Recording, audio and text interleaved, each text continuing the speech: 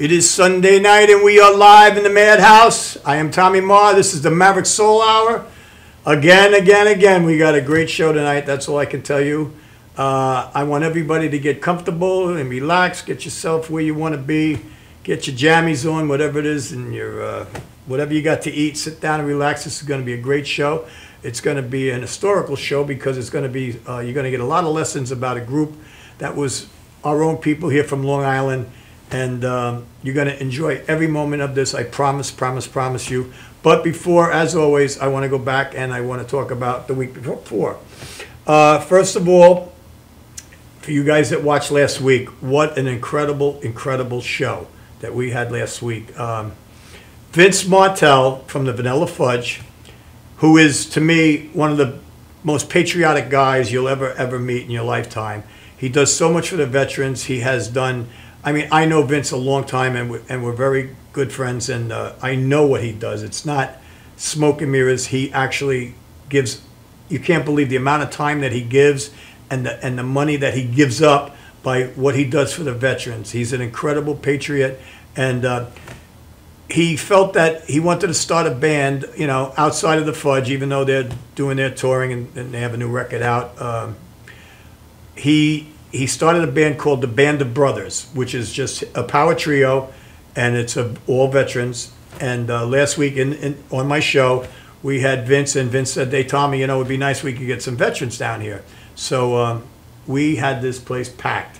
I mean, there must have been 60 people in here, and we had probably about 16 veterans over here from, I think one guy was from World War I. We had Korean veterans. We had Vietnam, a lot of Vietnam veterans. We had the younger guys from the Middle East there, and I'll tell you, it was a very emotional show. If you guys saw it, you know what I'm talking about. I want to thank Kathy Dolan Malley for the song that she let us play, the video that she let us play that she wrote for the veterans, and it was an incredible song. Kathy, thank you so much. It was just a really great night. We showed I dedicated the show to my dad because he was a big World War II, you know, Battle of the Bulge, hit Normandy Beach, day 2. So, you know, I mean, listen, man, you know, we wouldn't be here if it wasn't for those guys. And I don't want to harp on it, but like I did last week, I showed you a picture of when I was a kid in my hometown in the 1950s at a Memorial Day parade. And I showed you a picture of this past Memorial Day parade. It looked like an atomic bomb went off because when I was a kid, you couldn't even get in a spot on the street. And, you know, every kid had a flag, and you knew why you were there, and you knew why you had the flag, and you knew why you were honoring these people. And now today, people, you know, I'm sorry to say, but they take freedom for granted, and it's very sad. And like I said last week, I don't blame the kids, I blame the parents. So, you know, parents, step up, teach your kids what the price of freedom is, because, you know, like these dudes that were sitting on the couch last week, they'll tell you what the price was. And a lot of them, and the guys that didn't come back, well, just look at the graves and you'll know.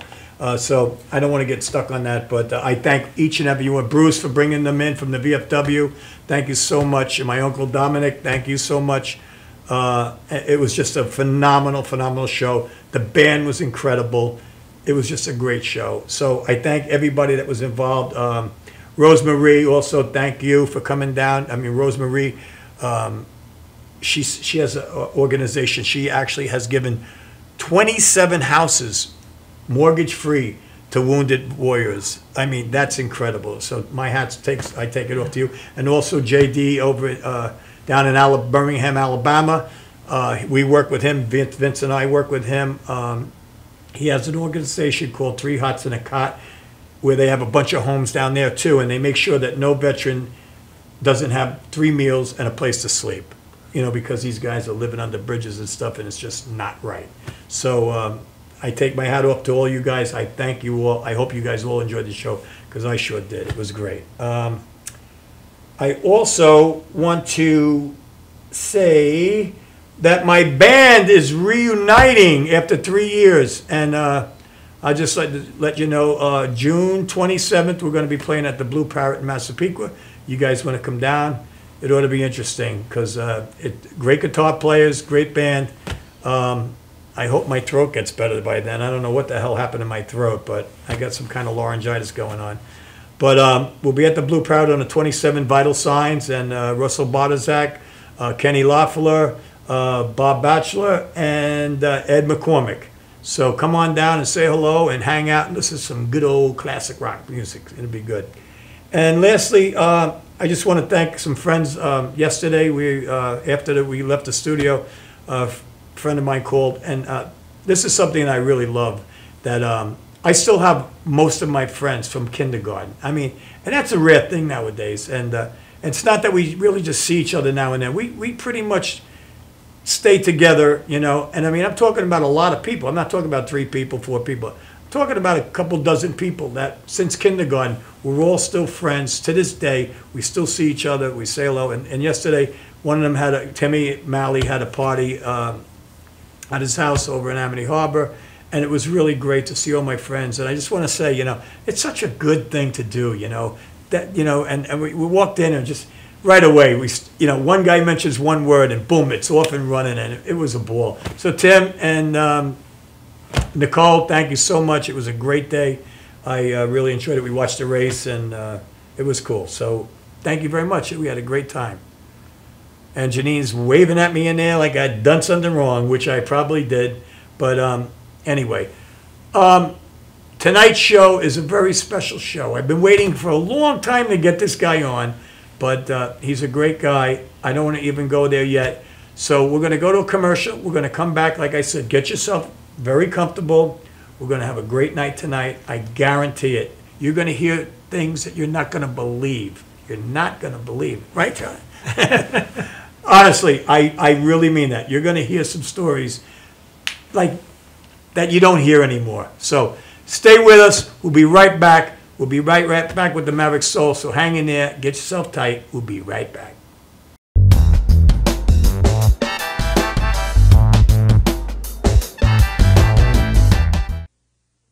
Time to make the donuts. Dunkin' Donuts are always fresh. I made the donuts. We make them at least twice every day. Time to make the donuts. Not a few kinds, like supermarket. Made the donuts. Time to make the donuts. But up to 52 varieties. The donuts. Time to make the donuts. I made the donuts. Dunkin' Donuts, up to 52 varieties, fresh day and night. No supermarket can say.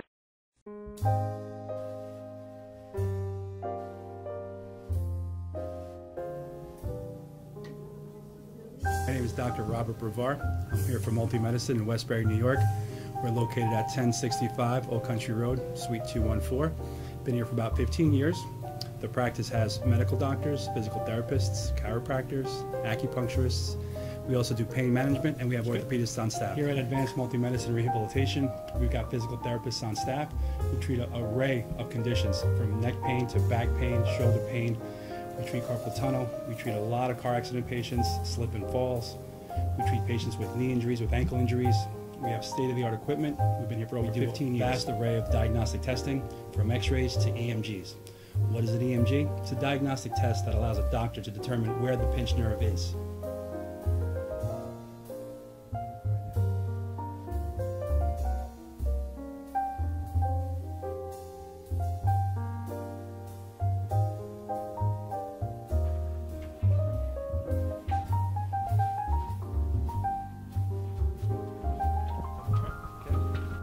Cora is a physical therapist at Advanced Multi-Medicine and Rehabilitation.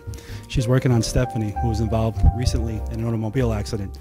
Stephanie has tight thoracic and cervical musculature, and Cora is doing some myofascial release work and some therapeutic stretching to help her with her pain. Vicky is also a patient here at Advanced Multi-Medicine and Rehabilitation. Vicky is now working her leg muscles, specifically her quadricep muscles, trying to strengthen them after an injury she sustained.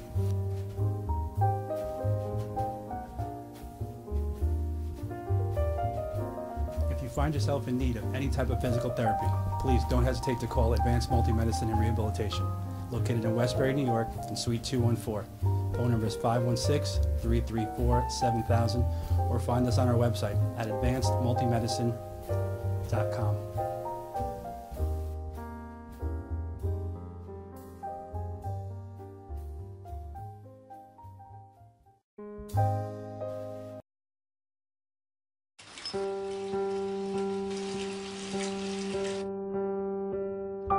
think this is a good time to tell you.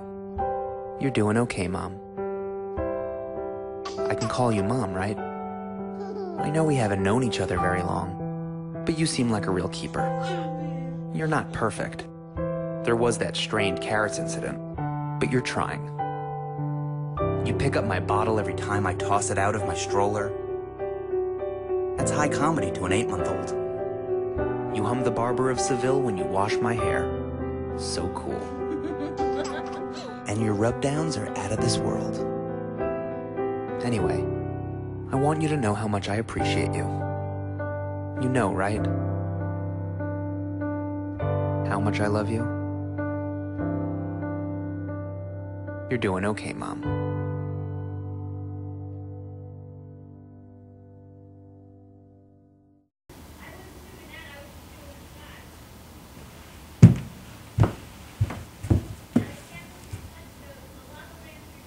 I cannot hear a word you're saying. He looks psychedelic then.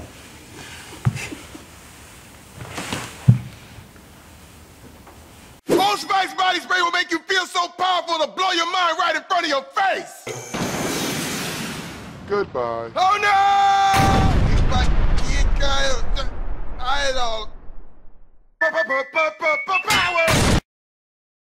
Automatic freshness, softness, and static control has never been easier with the Bounce dryer bar.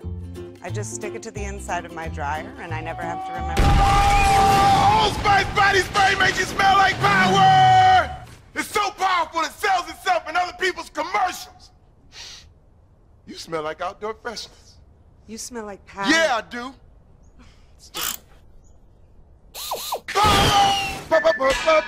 Power!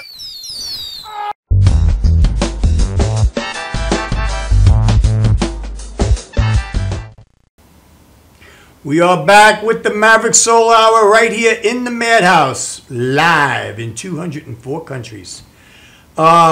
This is a show I've been really looking forward to. I really, truly have. I actually know this gentleman that's here as my guest tonight. I think he's a great guy. I like him a lot, and I know you guys. But I want to give you a little bit of history. Now, you older folks like me, you remember these guys. You younger people, nope, here she comes. These guys were our Beatles. Okay, the name of the band was the Hassles, and I don't know what your name's doing. And they were the biggest band around on Long Island back in the day. So let me just go down. First of all, let me go down and tell you the names of the guys that are in the band. Richard McKenna. He was a guitar player. He was in the band from 64 to 69. John Small played drums from 64 to 69. My guest tonight, John Dizek, vocals, harmonica, tambourine, from 64 to 68. Harry Weber, bass and organ, 64 to 66. Some guy you might know, Billy Joel, keyboards and vocals, 66 to 69. And Harry Blauvelt, from 66 to 69. That was the lineup. Not all at once, a couple replacements here and there, I guess, as we will talk about. But it is with my extreme pleasure to introduce my special guest tonight, who made a long trip here tonight, my buddy, my friend, and actually, this guy, first of all, I know all the girls are screaming at home right now because he was the Paul McCartney of the Hassles. He was the Paul McCartney at the time, probably in the United States. I mean, really, all the girls loved him. You'll see the pictures. We'll show you everything. We're going to expose him like he's never been exposed before. So I would like to introduce, with a pleasure and an honor, my friend and a great musician, Mr. John Dizek. John, thanks for coming in, man. Thank you, Tommy. It's great to be here. Thank you so much. It's so good to have you. It's so good to have you. And it's kind of like, I'm a little younger than you. Not a lot younger, but just a couple years younger than you. And, so I was one of those teeny bopper guys that wanted to be you know what I mean? And to have you, it's kind of like, you know, you never dream of something like, yeah, you know, I've had the 10 years after in here. I've had a lot of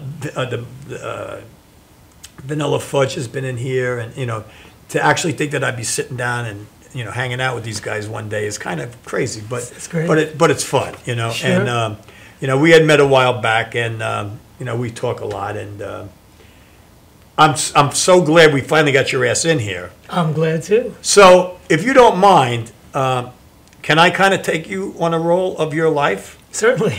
And feel free at any moment to correct me. I can't or wait. if I step outside my boundaries, say, you know. All right, don't worry about it. I mean, I think I know a lot about you guys, but I might be wrong. So if I'm wrong, just let me know. Because this story, guys, it's such an interesting story. And this is why, I love, remember, you know that show on VH1, here she comes again, on VH1, Behind the Scenes. I love that. I like to hear things that happened before, you know, things that you always wondered. You know, a lot of times it ruins it. Like when you hear a song and then you hear, no, it was you know, I was standing in an elevator, stepped on a bug or something. You know, it's not quite what you thought it was. Yep. You know, but then there's other times where it's like, wow, that's really heavy, or that's really cool. Yeah. You know. And I love to hear the behind the scenes things that happen, and I wish people would do more of that because I really love that. So this here in itself, I think I found very interesting, and I just made myself some notes. I know you guys, I don't usually use notes, but this is important to me because this actually amazes me. John Small, and tell me if I'm wrong. This man at the age of 8 was a professional drummer. Yeah, he started out pretty early, you know. In 1955, he became a professional drummer with a band called the Starfires. Yeah. Okay? And in 63, now I know what money was in 63. I probably had a paper route or something. But I know that the average income for a family was probably $6,000, and that was probably a lot. You know, Yeah. because I think even later than that, it was like $8,000. So it had to be like $6,000 a year. I know that's hard for you people under whatever we are to understand that because right. a lawnmower costs that now. But he was making between $150 to $200 a week. He probably was making more than his parents. Well, That was a lot of money. Yeah. A lot of money. John was a businessman. But I mean, at a young age, I mean, he's Yeah. a kid. Yeah, he learned that from his father. He worked in his father's store. His father had a store on Jackson Avenue and Jericho Turnpike. I forget what kind of store it was, but at an early age, he learned business and how to promote himself, you know, which still to this day, he's one of the biggest promoters now down in Nashville. Is that right? And he does Billy's videos and, you know, things like that. He worked should at have Skyped him in. MTV for a long time. I hope you're watching, John, because I'll tell you, I take my hat off you. 8 years old, professional drummer, and in 63, Yeah. you're making $150 to $200 a week. And he's a great guy, too. Yeah. Okay, let's follow the journey now. Sure. So, and like I said, correct me if I'm wrong. In 63, you meet up with John Small. Is that true? Right. You and Richie McKenna. Right. First, And Harry Weber. Right. I met Harry. Harry had come back to high school. He was a bit older than all of us. He had left high school and then came back and as an older guy, you know, Right, kind of. I think right. he was like 20. Yeah. And we were like 16. and, you know, like, that's the wow. guys I went to Woodstock with. You know, Yeah. like we were kids, and they were like, we can go. They just opened them to get in.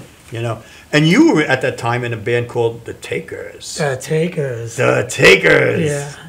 Was that like a girl thing, like, you know? I Because we know you were the man. We know you were the man. well, it started there, you know. That's when I decided, hey, I want to be a front man, you know. Hell and, yeah. I want to be a taker. Yeah. It started there, you know, and we played for Battle of the Bands in high school. So you were high school 16 years old dancers. then? Yeah. Okay. All right. So now you, Harry, and Richie McKenna, you guys, and Jim and John Small, John. you formed the Hassles. Right. Okay?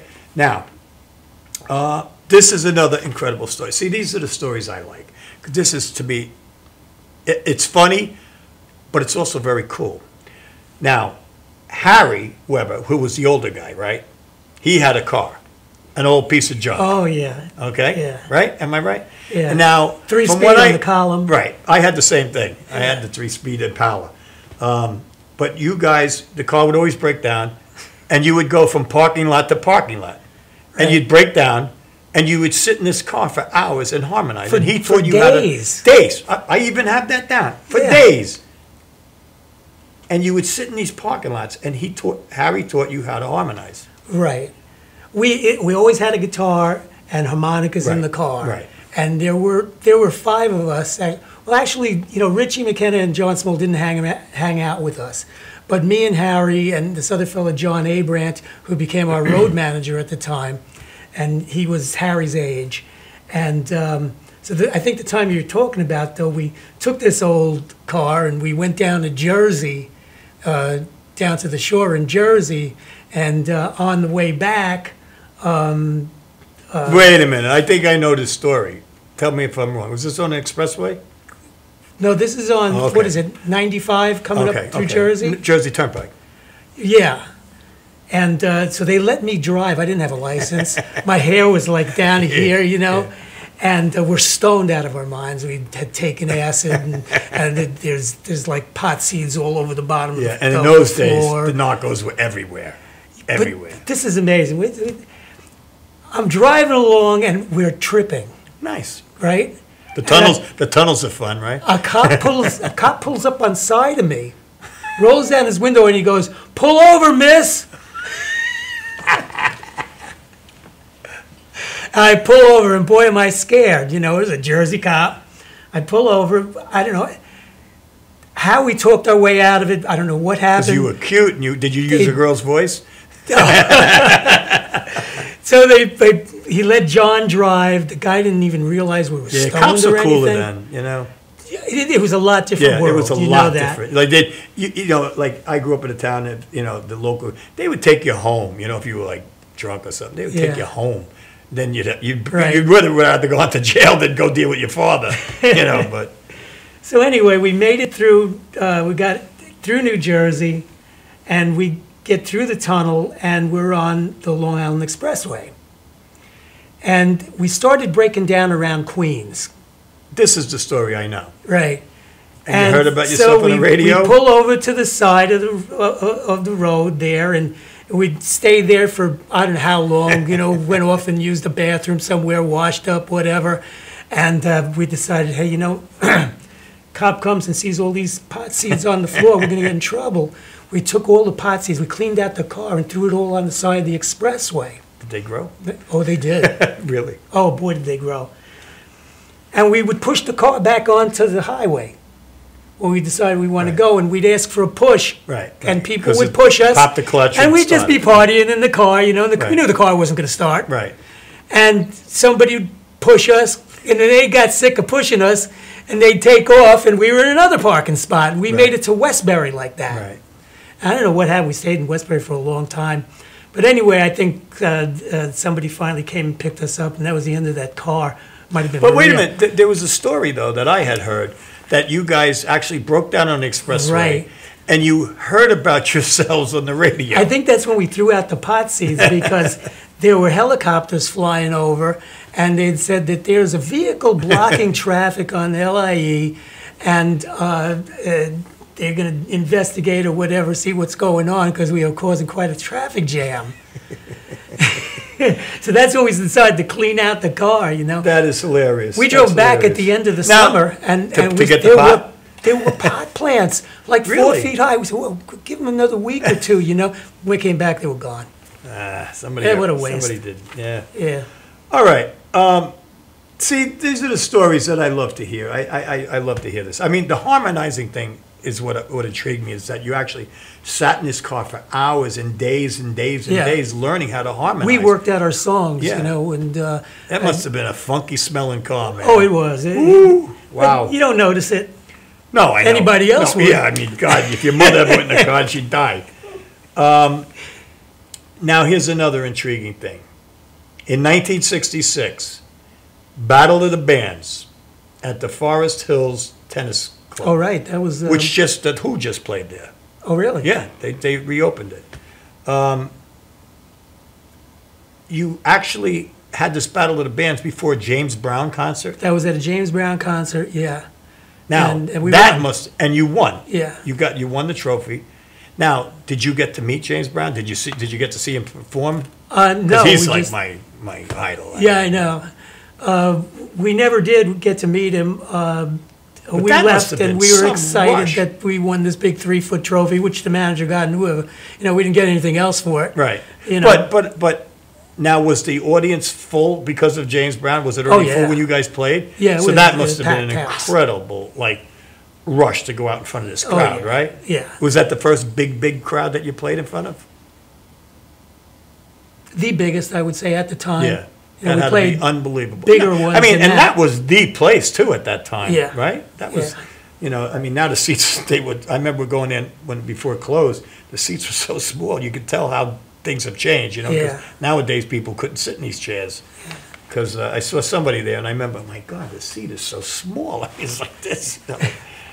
So I guess people were thinner then, too. You know? well, there was no really, there was like one fat kid in every school, Right. really. Because, it was a different world, go home from school, get out of your street clothes, your school clothes, and get in your street Yeah. clothes, and come back when the lights out, and you out and play. That's right. It actually moved, not sit there with your thumbs. And then you took, and I got to mention, the song that you won the contest with was a Freddie Scott song, Are You Lonely for Me, Baby? Is that correct? You know, I don't even remember. Well, I'm telling you, this is Okay. your life, John Dyson. It was a Freddie Scott song, Are You Lonely for Me, Baby? How could you forget that? I don't know.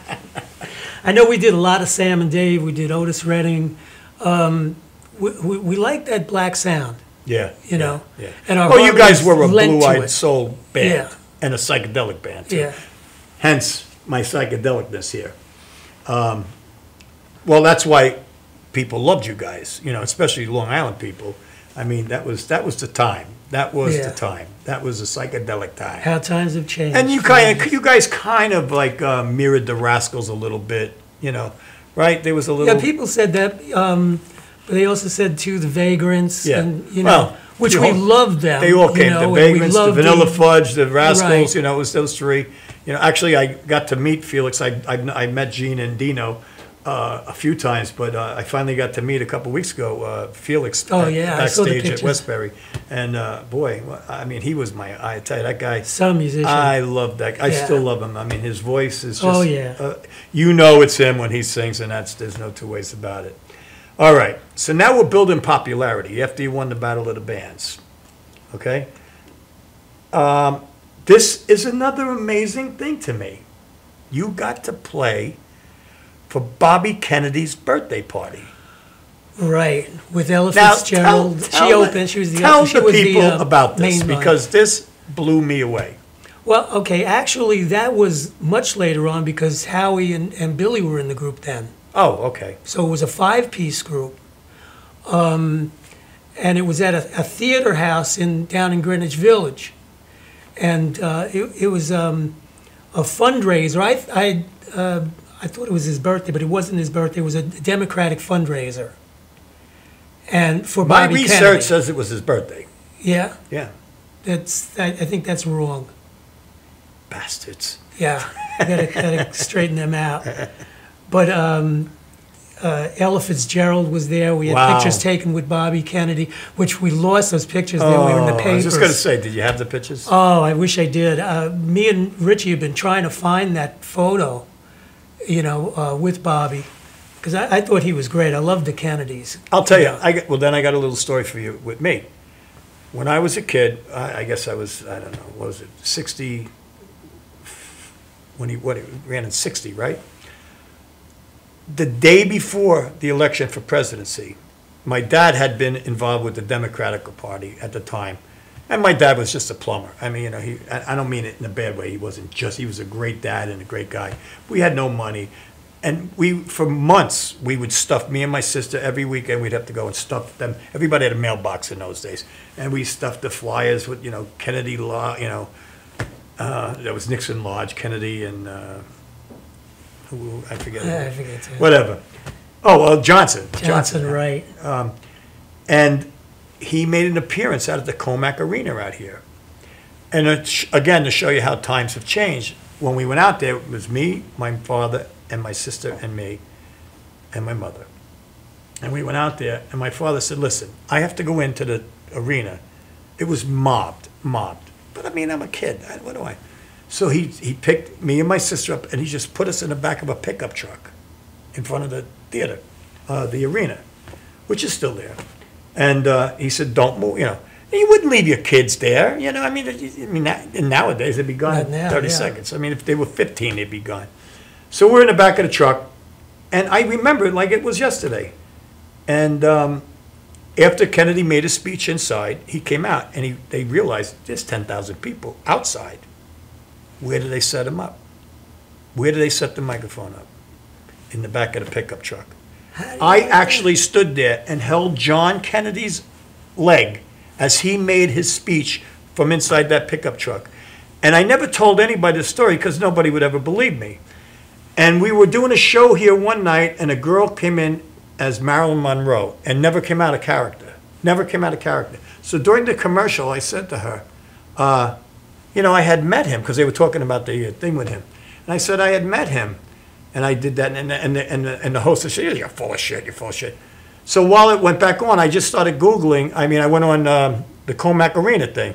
And here's the picture of me standing next to Kennedy, my sister and my mother standing right in front of Wow. him. And I have the picture in my phone, I'll show you.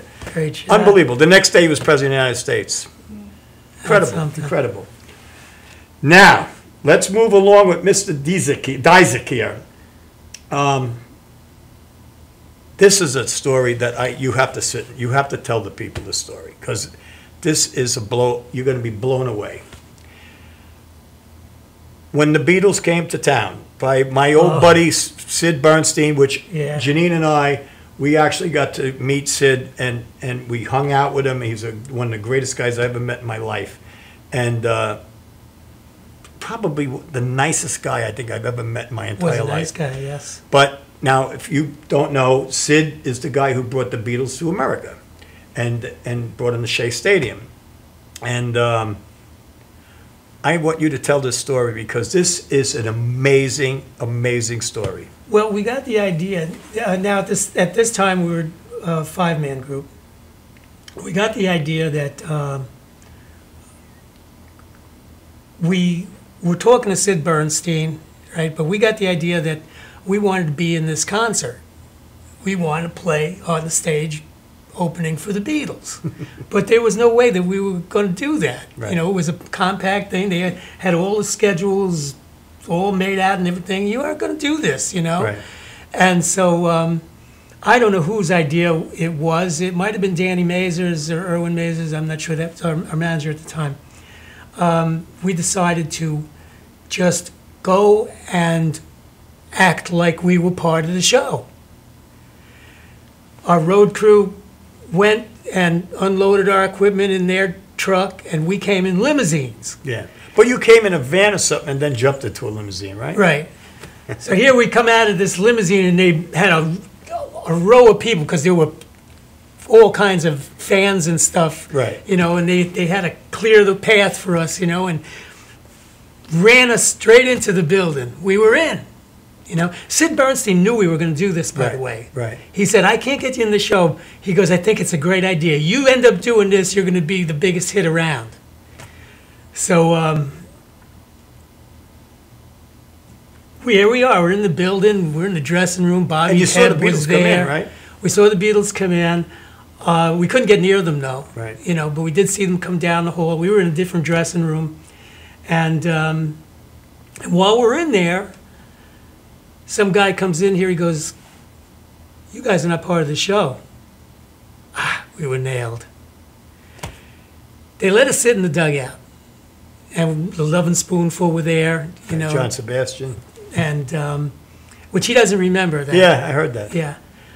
He's probably tripping or something. But we were right next to those guys, you know. We got to watch it from the dugout, which was pretty cool, but it wasn't as cool as it would have been. Yeah. But what we found out was that if we would have went on, the Beatles would have never went on.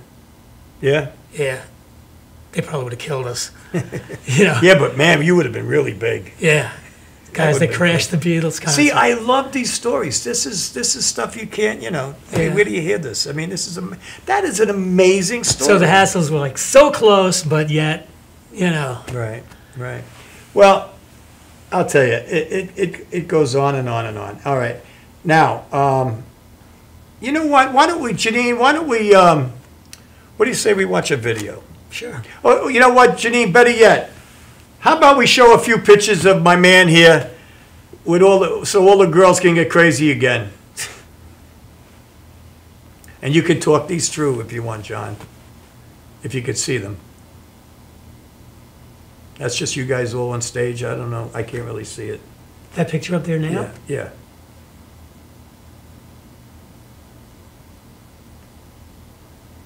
Oh, I hated those outfits. See, I love the pants. I love the pants. Oh, they Now were- that's Billy in the middle, right? Yeah. That picture is out in front of the eye, out in the Hamptons, on the front porch of the place. Used to love that Did you ever place. play the barge out there too? I think we did. I'm not. That's I'm where the really sure. Rascals Yeah. recorded their first album, I believe. Well, that's an advertisement, an old advertisement. Every week we were in the paper in different places. You know, we were playing like 6 nights a week. Yeah. Sometimes twice, 2 different places on Sunday. A friend of mine, Eileen Broderick, called me, sent me a text that she said she went to Levittown. She was in Levittown High School in 9th grade, and you guys played at her high school in Yeah. Levittown. Yeah, That's a I great remember picture right there. that. Yeah, I don't know if you noticed John Small's hand in front of my stomach there. Yeah. He had his real rascal. That looks like a poster. That I think was a record cover. That's Oh, the okay. first album cover. Yeah. That was done by Ruby Mazer. Still friends with Ruby. He'd be a good guy to have in here. He's an artist. He lives in Hawaii now. That was you got the 45 cover. Mm-hmm. Picture taken by Ruby at the My House.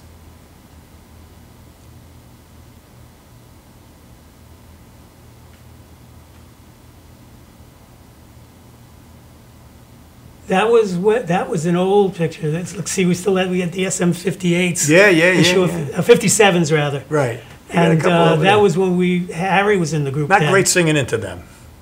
No, but you know, back then that's what we could Yeah, afford. yeah. And they took a beating. And there's my friend Maria. Oh, that's Maria. Look at that, we got Maria Oh, my in God. there. We were supposed to do a little special. That was a special one, Maria. I meant to actually surprise you with that. I guess we did. Surprise! All right. So now moving along. Time goes on, you guys are getting bigger and bigger and bigger. Now the drugs start coming into the game. Where Well, they came in. no, I mean right where from it's the now beginning. it's disturbing the band, Yeah, right? yeah. Harry. Harry was a troubled individual. Yeah. Great musician, great singer, but very given to habitual drug use, you know. And he didn't care what he took to get high. Right. I had a lot of those friends. Yeah, and it was unfortunate because of the Yeah, talent it usually that he had. was talented people, you know, Yeah. really that had a great talent and just like blew it, you know. So- I can go on and list of great athletes and everything else. Yeah, it's a shame. But there was something intriguing that I did read. I don't know if it's true or not, but you know, I know he was into sniffing glue, Right. and he actually learned to sniff glue and play the keyboards at the same time live on stage. Right. He would play Is a that Hammond true? organ, and he was playing bass pedals too. Wow. Not like people play the Hammond organ today; they have a bass player. Right, You know, right. but Harry played the bass pedals, and he played the Hammond organ, and he sang. We traveled down the coast, and we're playing in Florida at a club down there, and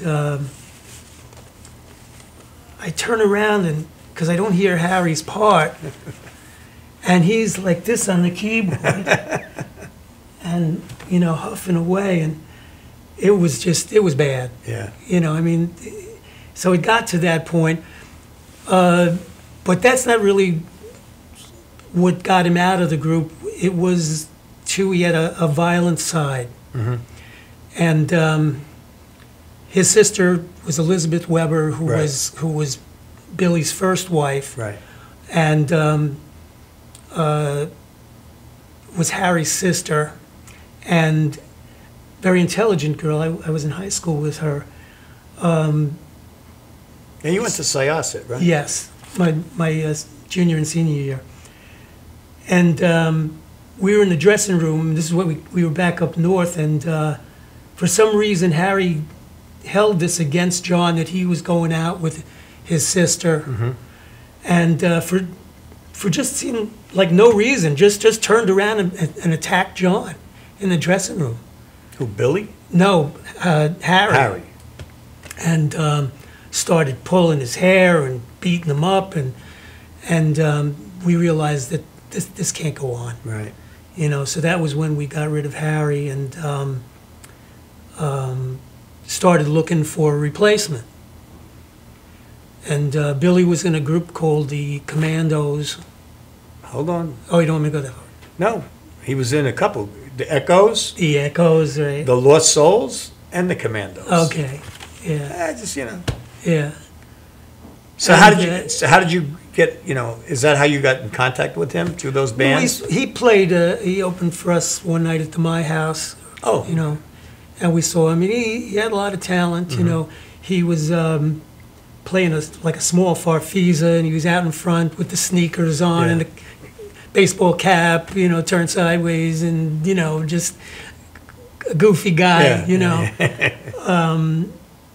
But he could sing and he could play. Yeah. Well, You know, and Howie was in the group, Howie Blauvilt, and he was a great bass player. yeah. But we wanted Billy, and we wanted to put him on the Hammond organ. But Billy said, well, I'm not coming in the group unless I could take Howie with me. So we took both of them, and we became a five-man group. Mhm. So that's how that came about. Very cool, very cool.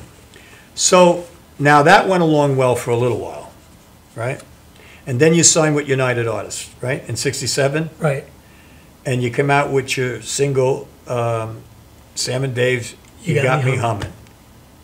So, you know what, Janine, why don't we give the fans at home and all those crazy girls ready to scream and everything, let's see them, let's go to a video and watch You Got Me Humming by the Hassles.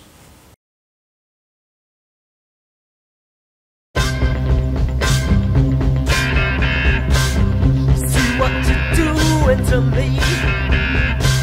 I open my eyes and I can hardly see.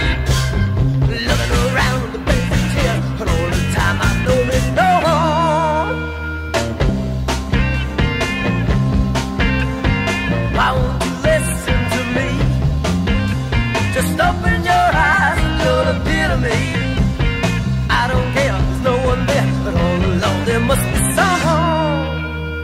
People just are the way they used to be. Sanity is chasing me. I hear voices where they shouldn't be. I hear voices where they shouldn't be.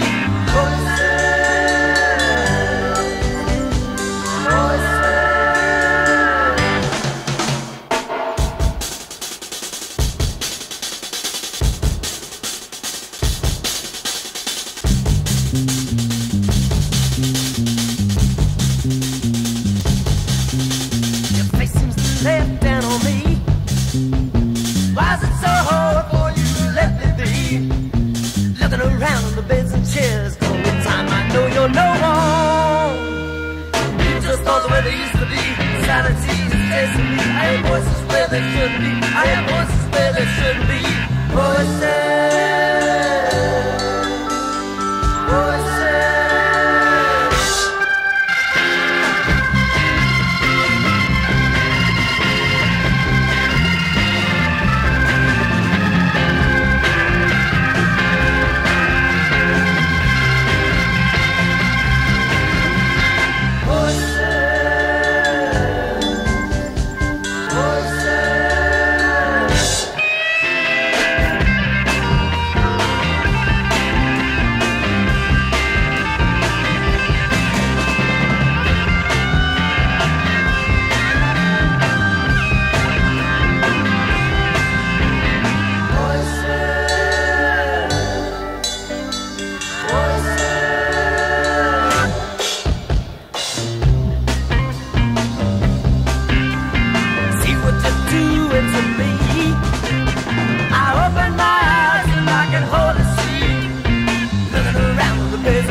But all the time I know there's no one. All the time I know there's no one. All the time I know there's no one.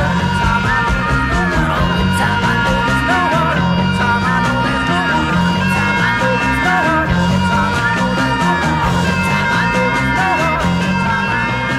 All the time I know there's no one. All the time I know there's no one. All right, we're back. Now that one there, that was not You Got Me Humming. That was I Hear Voices. So we're going to go to You Got Me Humming, which was one of my, I love this song, love this song. Dig this.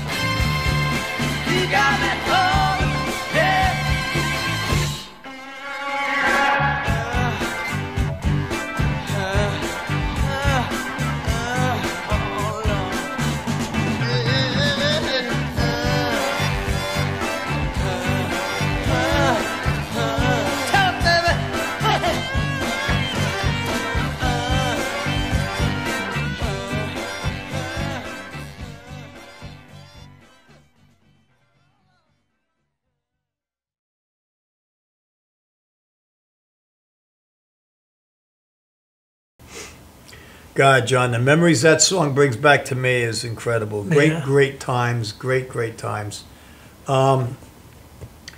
Somebody made a quote, and I want you to tell me whether you agree with this quote. But someone, I don't even know who the hell it was, but said, perhaps the largest local following with yet the worst luck at success. I would say that's pretty accurate. You know? That was, you know, as it's kind of sad, but, you know, because, you know, so many, you know, when you're almost there, you know, but you guys were there, you know, and I don't know, I guess just the way things went was just the way it was supposed to be. Yeah. You know, Billy Joel, I mean, is Billy Joel. I mean, he's, you know, still packing the garden every month. Sure. And doing his thing, and, you know, Long Island guy. We love to see our own do well. And then now, you left the band in '68, right? Yeah, I think so. Just listen to me. I'm going to tell you. I'm not listening. I think you got that right time. Now, why did you leave the band? All right, first off, I had gone into the hospital for a tonsillectomy. It turned out to be a lot more than it was. I was hemorrhaging, and I was really? ended up in the hospital for a week, like, you know. During that time, we were in the studio. We were supposed to go into the studio. Well, they went in and Billy had, this is for the second album, Billy recorded some of my parts. So I didn't like that. You know, it's kind of underhanded, you know. So I didn't say too much. But then he started behind me on stage, like spoofing me, you know. And it was the night we were playing at the Action House. And he started doing that. I said, I had enough of this. I said, Marie, let's get out of here. And we jumped in the car and left. Really? Yeah. In the middle of a show? Yeah. No shit. Very unprofessional. Boy, that killed his career, huh?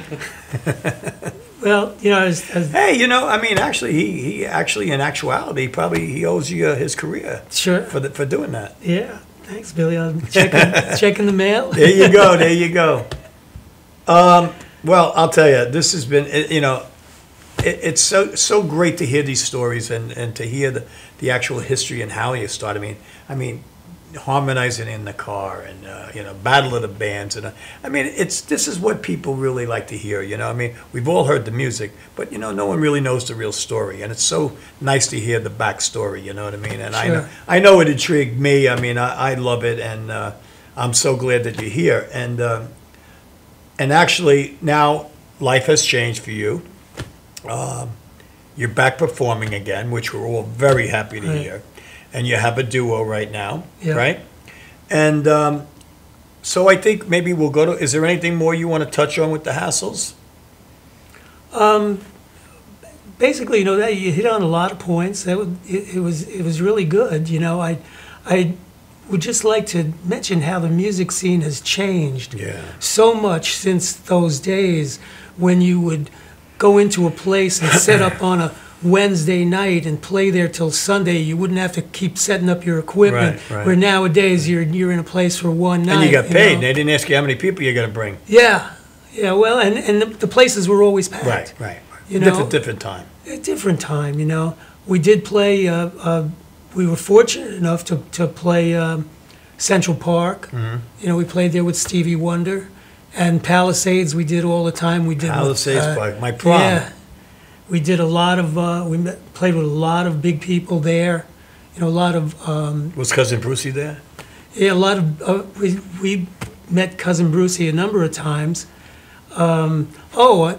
Richie reminded me of this. We went out to Chicago to do a TV show, The Upbeat Show. I actually remember that. Yeah, and we, B.B. King and Sly and the Family Stone were on with us. No kidding. And when we got out there, because they hired us because of You Got Me Humming, and they thought we were a black group. Right. When we walked Surprise! in, they saw that, they couldn't believe it.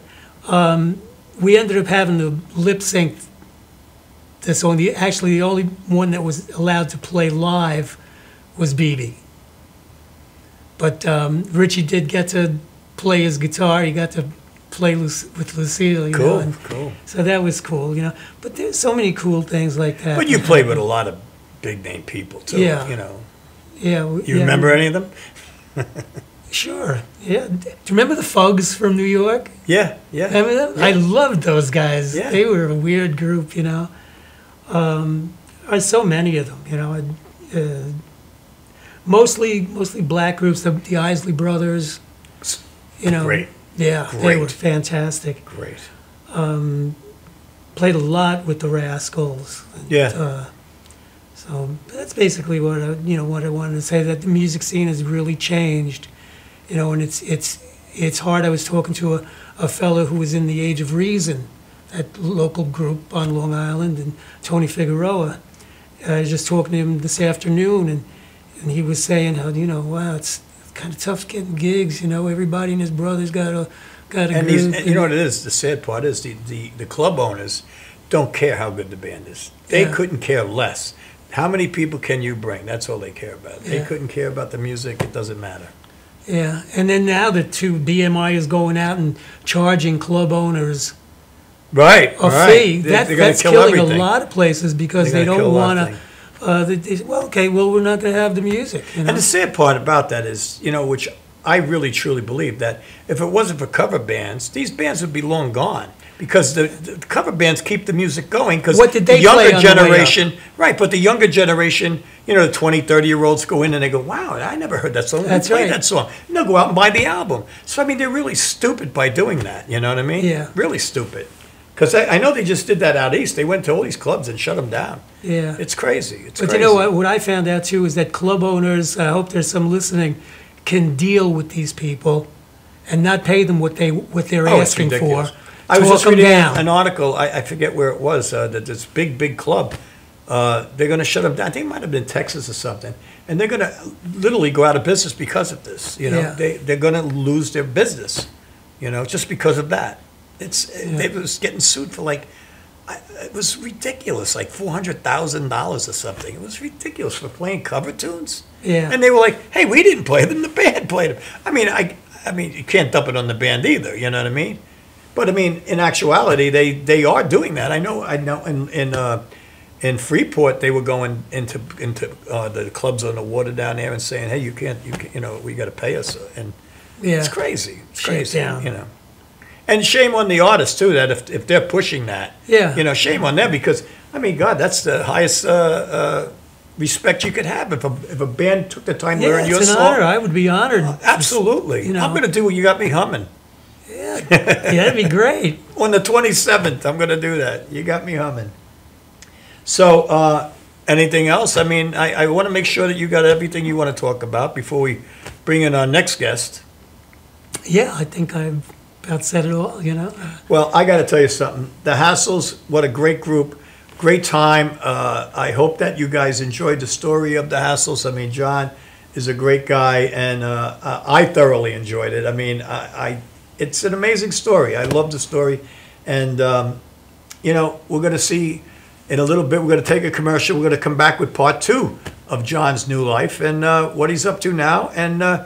We're even going to have a live set here, right here on the Maverick Soul Hour. So hang in there. We'll be right back.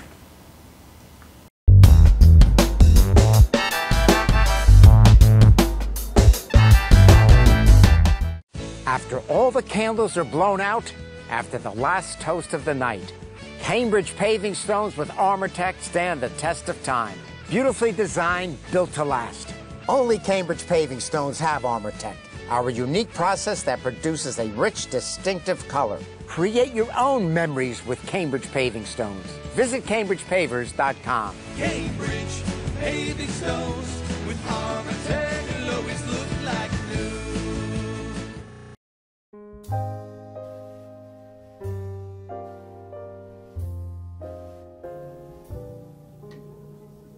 My name is Dr. Robert Brevard.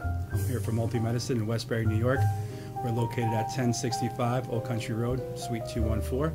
Been here for about 15 years. The practice has medical doctors, physical therapists, chiropractors, acupuncturists. We also do pain management, and we have orthopedists on staff. Here at Advanced Multi-Medicine Rehabilitation, we've got physical therapists on staff who treat an array of conditions, from neck pain to back pain, shoulder pain. We treat carpal tunnel. We treat a lot of car accident patients, slip and falls. We treat patients with knee injuries, with ankle injuries. We have state-of-the-art equipment. We've been here for over 15 years. Vast array of diagnostic testing, from x-rays to EMGs. What is an EMG? It's a diagnostic test that allows a doctor to determine where the pinched nerve is.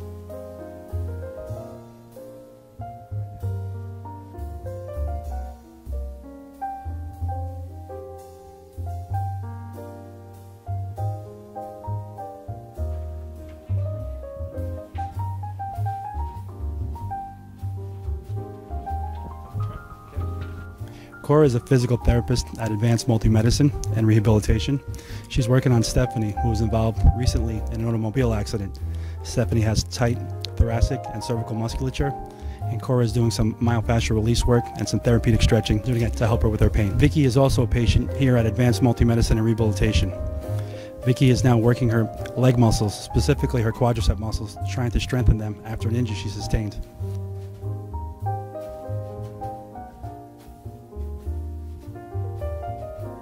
If you find yourself in need of any type of physical therapy, please don't hesitate to call Advanced Multi-Medicine and Rehabilitation, located in Westbury, New York, in Suite 214.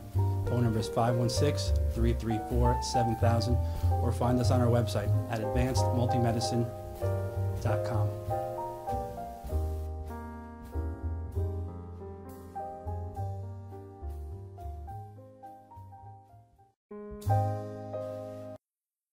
This is Beth. Hi. Oh, congratulations. When are you due? I'm not pregnant.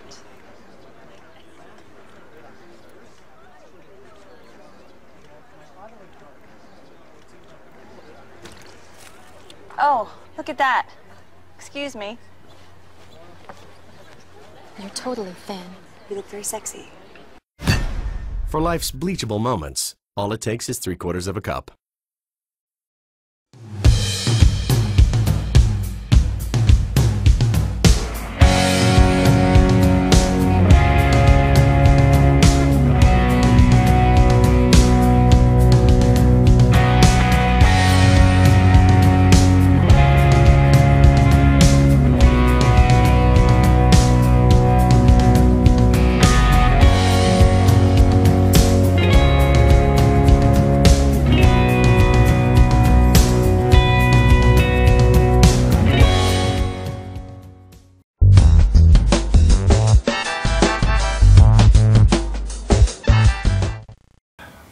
All right, we are back live in the Madhouse, and I am here with John Dizek from the Hassles. And John, now it's time to move along to part 2 of your life. So now, when you left, what did you do? Did you pack it all in? I did for a number of years, and when I was 28 years old, I became a Christian. I met the Lord, and I started playing in church. So for the next 35 years, I just played in church, and that's when I started playing piano again. Mm-hmm. I took classical, 8 years of classical as a child, but left it because my parents wouldn't let me play anything but classical. And in the interim, picked up guitar and bass and messed around with other instruments. But when I got into church, I started playing piano and organ. I had many B3s and stuff, but totally got away from secular music altogether. Because when I was here in Long Island, I was basically on staff at churches full-time. I was full-time musician for Church of God in Lindenhurst and in Massapequa. And then we moved to Pennsylvania. Where were you living? Were you living in Syosset at the time? No, I got married and we were living in Lindenhurst. Oh, okay. I used to live. That's where I first got married. I lived in Lindenhurst yeah? too. Yeah. And then we moved to East Northport, and then we moved out to Pennsylvania. Excuse me. Yeah. We weren't in the ritzy section of East Northport. Then we moved to Pennsylvania, and the church scene was much different there. There played a lot out of hymnals where here the music was pretty lively and stuff, you know. And which was good for me because I got back into reading music and playing the old hymns and stuff. But the music scene there too began to change and evolve, and got more contemporary. And I still play in church to this day, and I love it. Wouldn't give it up for the world. I play in Full Gospel Church, our Father's house in Scranton. But I was playing for a big church in Peckville, Pennsylvania, and I was on staff there, but that was coming to a close. And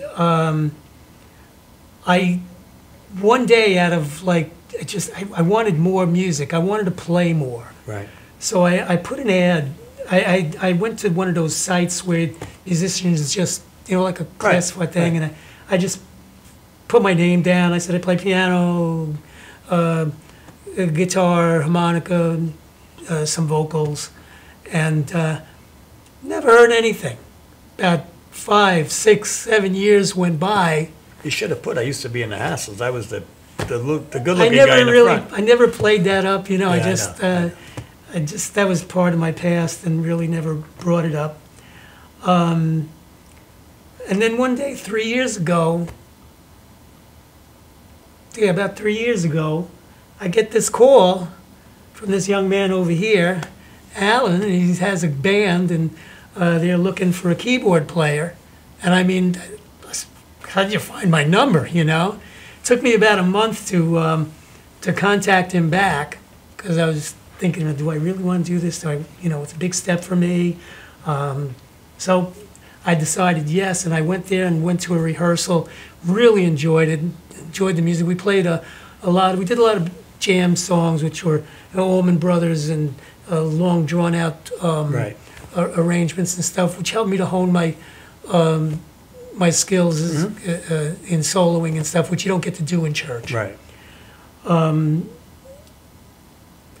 Eventually, Al and I just decided to go out as a duo, and which we're doing now, and we're doing that for a little bit over a year now, and we're starting to work pretty steady.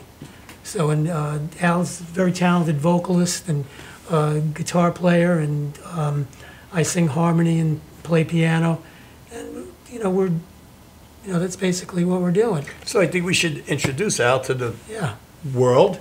This is Mr. Al Crum. Hi, Ma. He made it, Ma. He made it. So Al, when you called him, you didn't know who he was, right? No.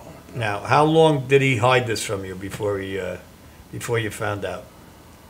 I would say it's probably about 2 or 3 months. Yeah, he's a very modest guy. I mean, he is a modest guy. Kind of dug it out of him, really. Yeah. Did it shock? Were you like blown away by that? I was shocked that he wanted to stay with us. I mean, we're just a plain old garage band type, And they're still the best his bands, caliber of playing was far beyond what we were expecting, Right. So, thank you. Even as a duo, to this day, his caliber of playing is beyond. I'm just wondering most of the time, what the heck is he doing with me? This is a humble guy. This guy. No. He doesn't realize the talent that he has. When people hear him sing and stuff, we get a crowd going. And it's worked out good for us. So what's the name of this group? Humble? It's called the Al and John Duo. Very simple, just Al and John Duo. Now, where can the people, the booking people, and club owners out in your area, any area, where can they get a hold of you? Which you will be seeing a live set here. They're going to do a few songs for us. But where can they get in touch with you if they're interested? Well, we have a Facebook page. We each have individual pages.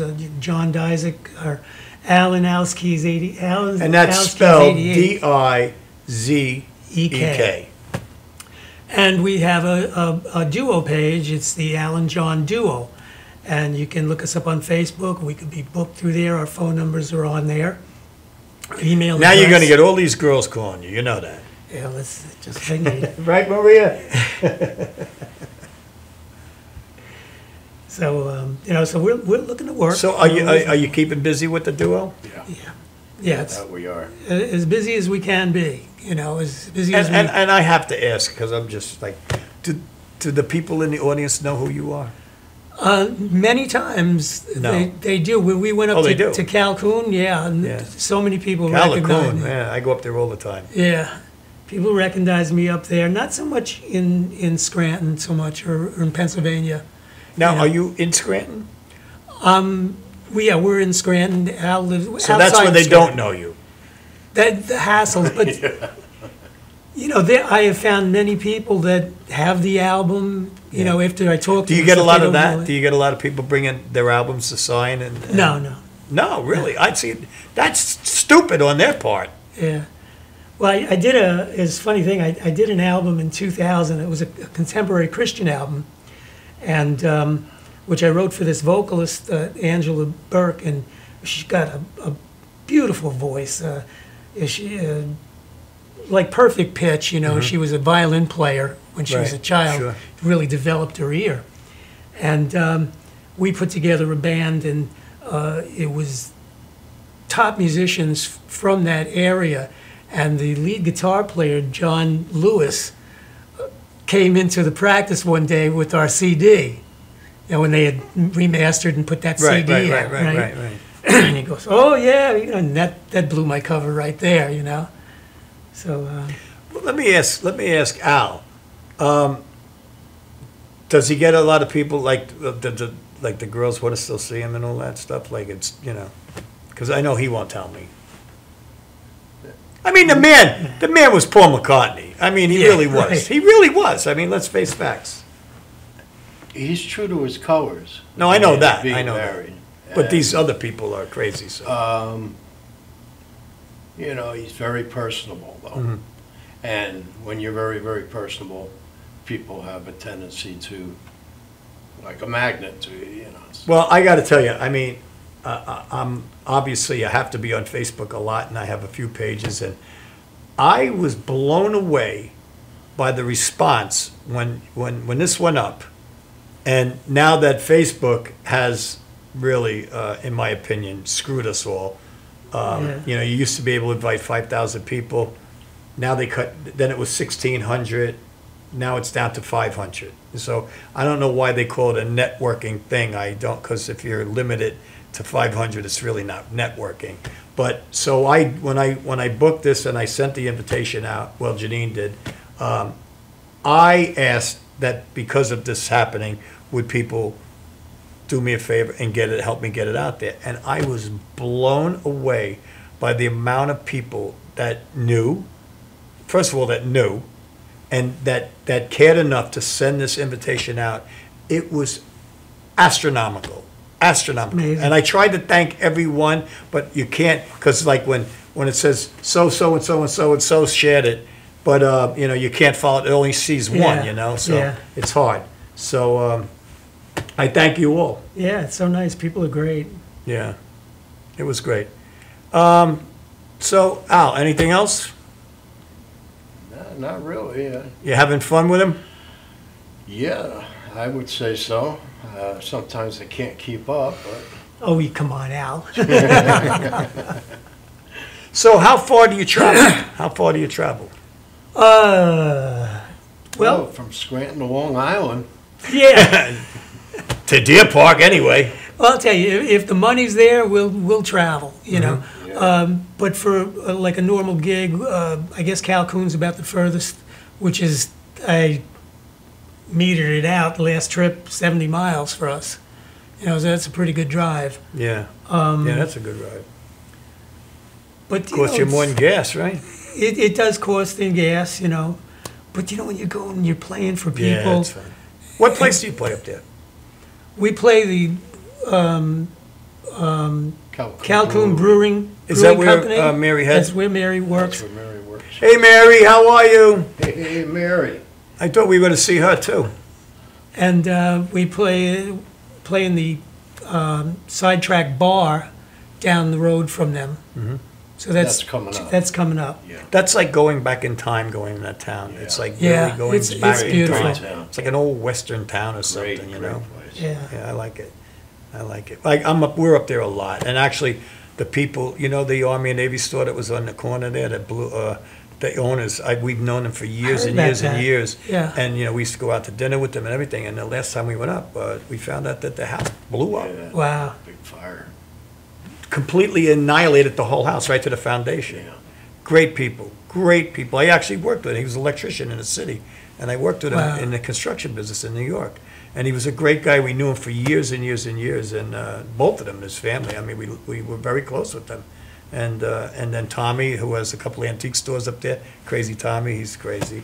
I like Calhoun. It's a fun. Yeah. It's I really don't spend a lot of nights there, but we do a lot of days there. You know, hanging out, walk through We the gotta town. meet you up It's there an artsy sometime. kind of thing, you know. Yeah. And we have friends that have stores up there, so it's a great place. I like it, and I like Jeffersonville. I like it up Never there. been there. Oh, you love That's it. I mean, a nice place. it's like Mayberry. It's like Mayberry. Yeah. It's really a nice town.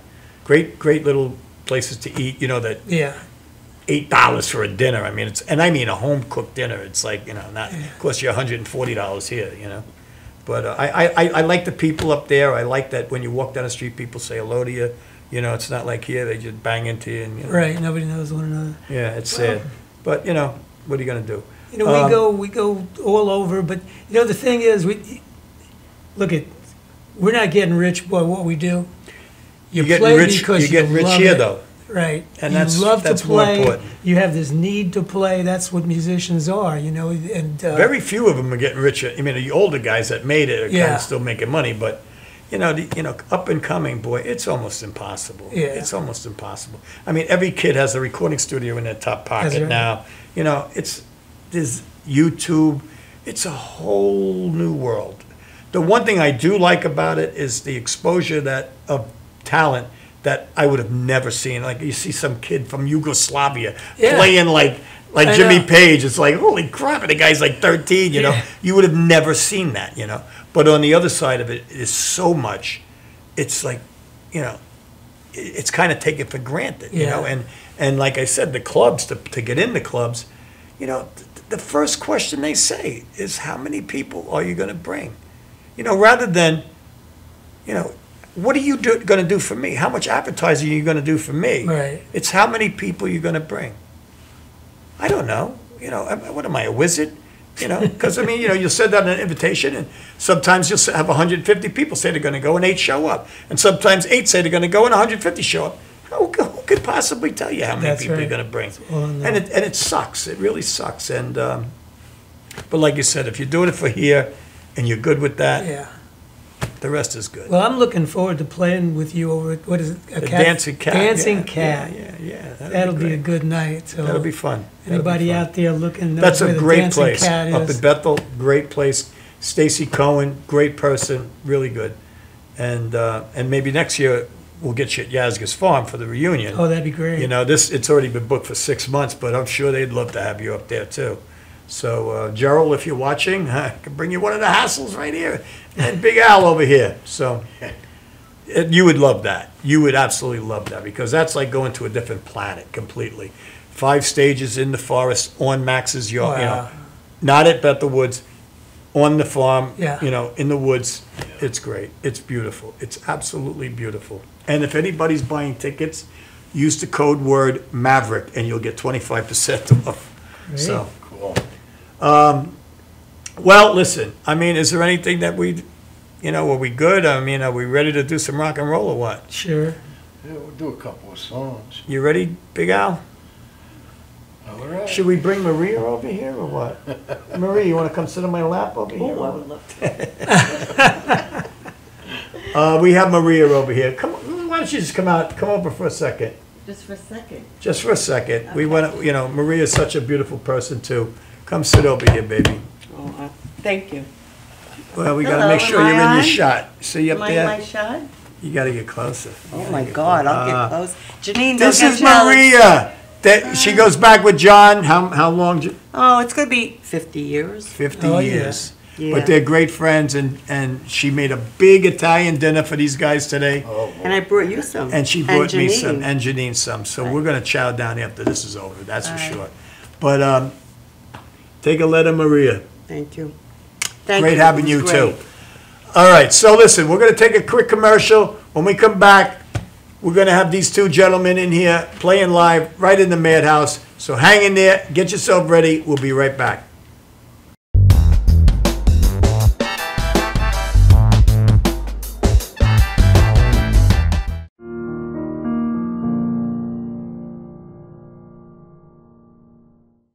$1.3 million women are victims of physical assault by an intimate partner each year.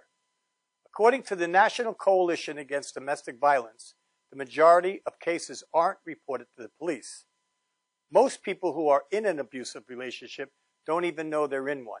The truth is, all abusive relationships boil down to one thing: control. How do you like it? My new dress. Are you out of your mind? You look like a prostitute. We're not going out with you dressed up like that in public. But what am I supposed to wear? Wear something decent. You can't wear that out in public. We're going to be late. Get back in there and pick a different outfit. I'm going to go run some errands. I'll be back in 30 minutes. Please be ready, okay? Fine, I'll change. Fine.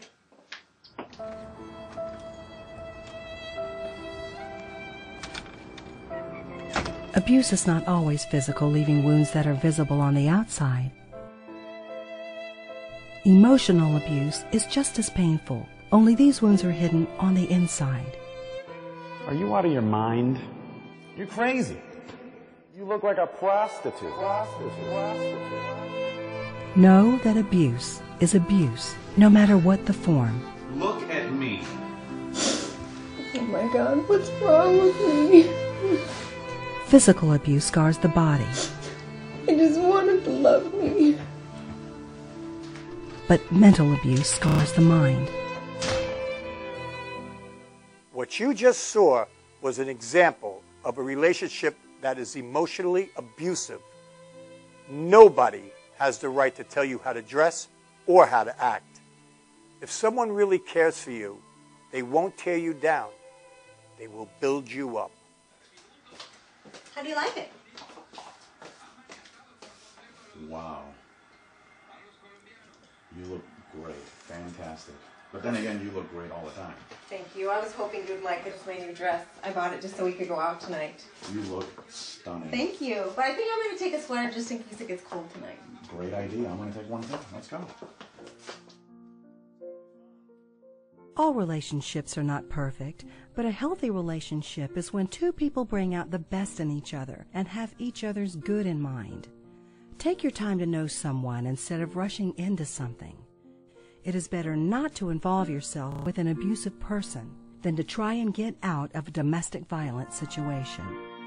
If someone is abusive to you and you need help, please call the Domestic Violence Hotline at 1-800-799-SAFE. That's 1-800-799-SAFE. They have highly trained experts available 24/7 who will speak with you confidentially and offer information regarding the unhealthy aspects of your relationship, resources, or immediate support for victims to find safety and live lives free of abuse.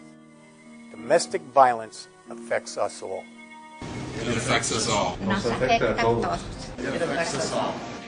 모두에게 영향을 줍니다. Che ci ricarte tutte.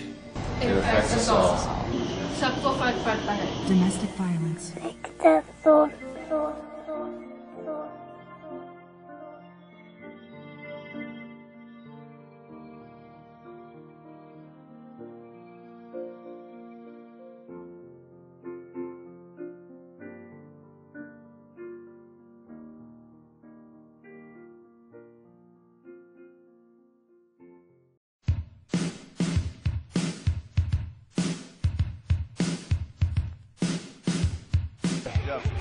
Yo, what's up, y'all? This is me, DMC, in the place to be, the greatest MC in history. There will never be an MC greater than me. And right about now, the only place for you to be is with the one and only Madhouse TV. You are the man.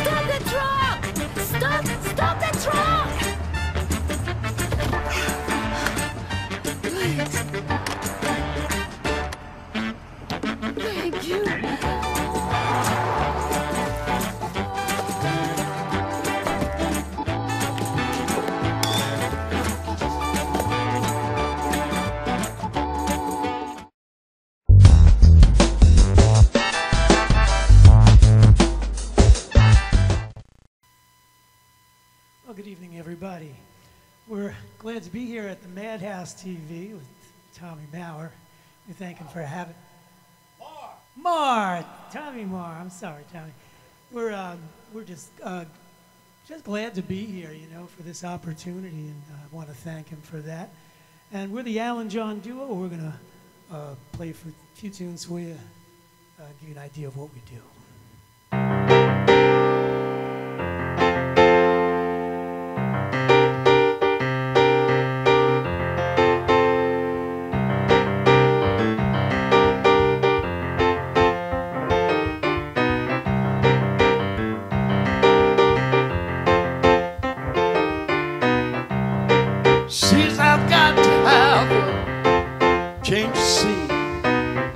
'Cause every night I have the strangest dream, invested by the way things used to be. Left here on my own, so it seems. I got to leave before I start to scream. 'Cause someone locked the door, yeah, took the key. Well, be alright. Not doing it good myself. Feeling alright. Not doing it good myself.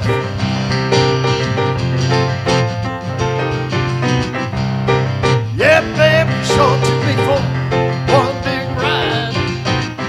And even now I sit and wonder why. When I think of you, girl, I start to cry. I know I can't get upset, I must stay trying. I got to stop believing in all your lies. 'Cause I got too much to do, yeah, before I die. Well, alright. Not feeling good myself. Feeling alright. Not feeling good myself.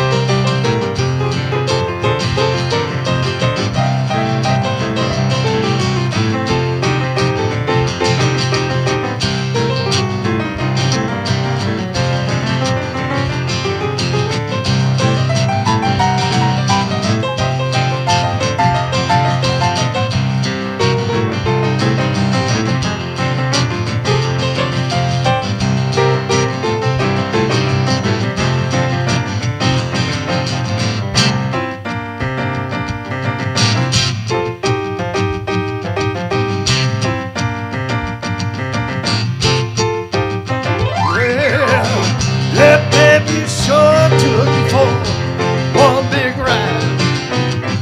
And even now I sit and wonder why. When I think of you, girl, I start to cry. I know I can't get upset, I must stay trying. I got to stop believing in all your lies. 'Cause I got too much to do, yeah, before I die. Well, feel alright. Not feeling good myself. Feel alright. Not feeling good myself. Feel alright. Not feeling good myself. Feel alright. Not feeling good myself. Well, feel alright, alright, alright, yeah. Not feeling good myself. Well, feel alright, alright, alright, yeah. Not feeling good myself. Feel alright, alright, alright, yeah. Not feeling good myself. Well, feel alright, alright, alright, yeah. Not feeling good myself. Well, feel alright. All right.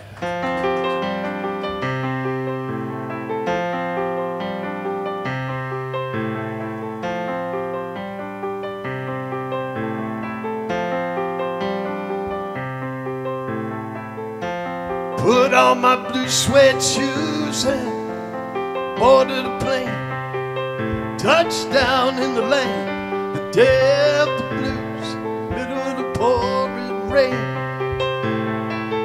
W.C. Handy, won't you look down over me? Yeah, I got a first class ticket, child, but I'm blue as a boy can be. Well, I'm walking in Memphis, walking with my feet 10 feet off the bill.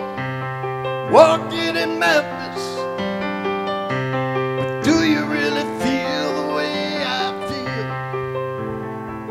Saw the ghost of Elvis on Union Avenue, followed him up to the gates of Graceland. Then I watched him walk right through. Now security did not see him, they just hovered around his tomb.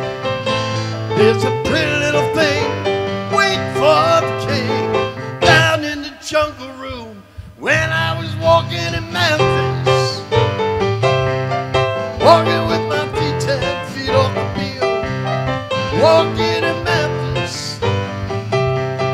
Do you really feel the way I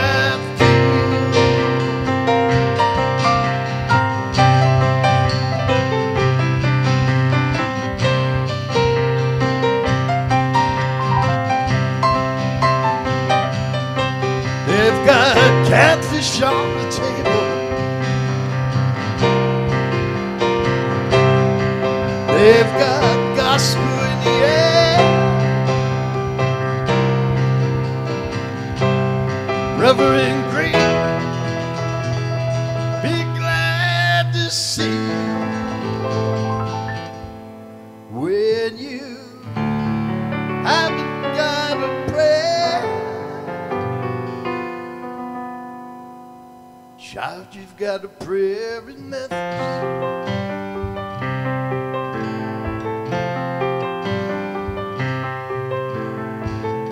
Uriel plays piano every Friday at the Hollywood, and they brought me down to see her, and they asked me if I would do a little number. And I sang with all my might. She said, tell me, are you a Christian child? And I said, ma'am, I am tonight. Walking in Memphis, walking with my feet 10 feet off the bill. Walking in Memphis, but do you really feel the way I feel? Walking in Memphis, walking with my feet 10 feet off the bill. Walking in Memphis, but do you really feel the way I feel?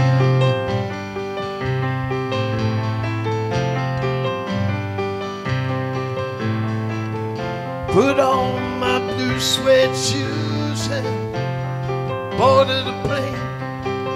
Touchdown in the land, the Delta blues, the middle of the pouring rain. Touchdown in the land, the Delta blues, in the middle of the pouring rain.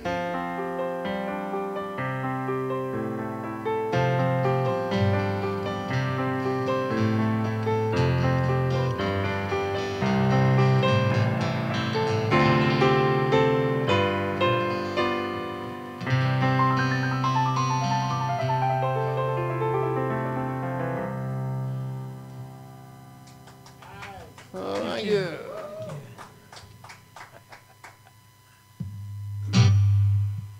Do do do do do do do do do do do do do do do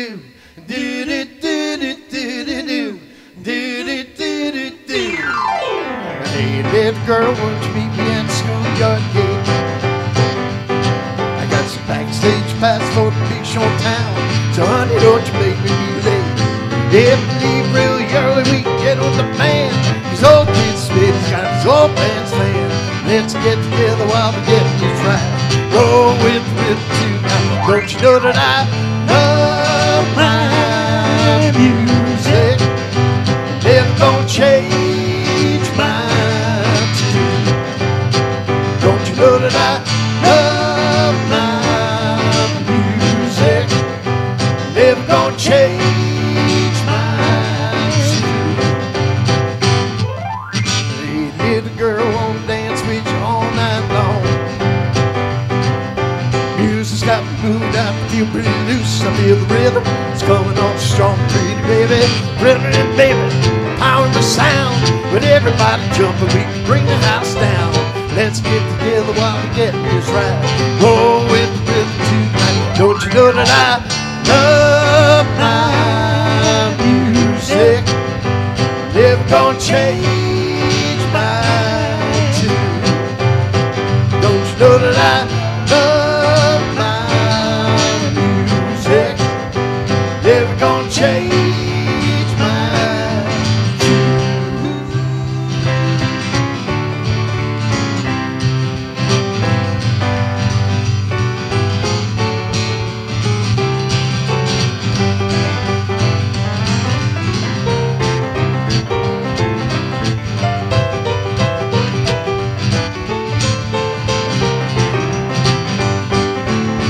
Don't you know that I love my music?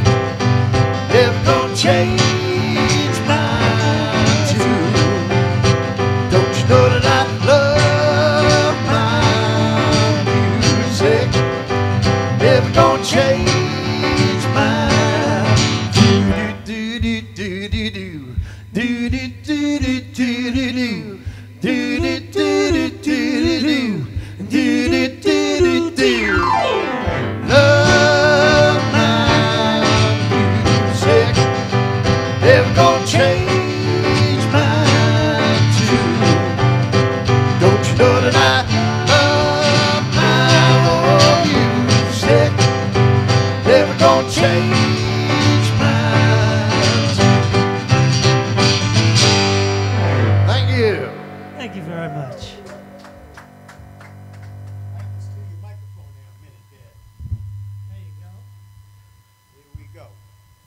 Well, well, well. What do you guys think about that, huh?